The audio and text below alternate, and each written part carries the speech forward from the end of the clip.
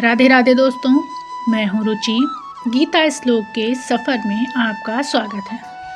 पिछले श्लोक में भगवान ने स्पष्ट कहा था कि कर्म करना ही होगा, कर्म से भागना समाधान नहीं है। लेकिन अब एक बड़ा सवाल उठता है, अगर हम कर्म करते रहेंगे तो क्या कर्म हमें बांध नहीं लेगा? क्या हर कर्म का फल हमें जन्म मरण के चक्र में नहीं बांधता? आज भगवान उसी रहस्य को खोलते हैं।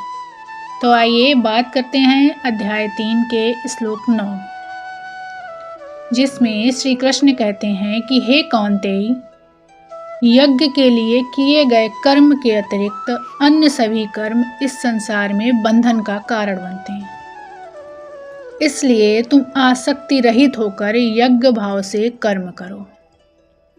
तो आइए दोस्तों, इस श्लोक का थोड़ा अर्थ गहराई से समझते हैं।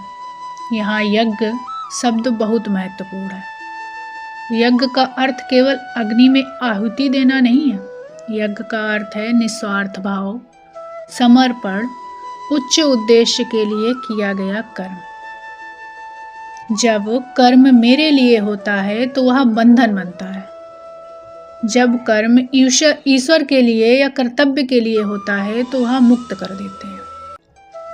आगे जानते हैं कि कर्म बंधन कैसे बनता है।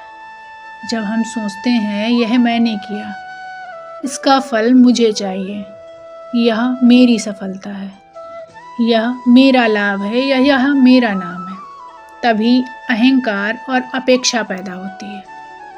और जहाँ अपेक्षा है वहाँ निराशा भी होगी, जहाँ अहंकार है वहाँ दुख भी होगा। यही है कर्म का बंधन।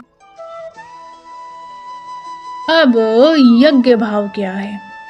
यज्ञ भाव का अर्थ है मैं करता नहीं, माध्यम हूँ। कर्म मेरा नहीं, ईश्वर को समर्पित है। फल जैसा भी आए स्वीकार है। जैसे एक शिक्षक पढ़ाता है, यदि वह केवल वेतन के लिए पढ़ाए तो वह कर्म बंधन है। लेकिन यदि वह विद्यार्थियों के विकास के लिए पढ़ाए तो वह यज्ञ है।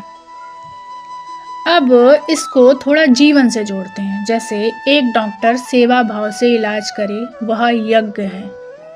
एक माँ प्रेम से परिवार की देखभाल करे, वह यज्ञ है। मुद्दा कर्म का नहीं, मुद्दा भाव का है। आत्मचिंतन करते हैं, अपने आप से पूछें, मैं जो कर रहा हूँ या कर रही हूँ वह सिर्फ अपने लिए ही है क्या, या किसी बड़े उद्देश्य के लिए कर रहे हैं? क्या मेरा काम पूजा है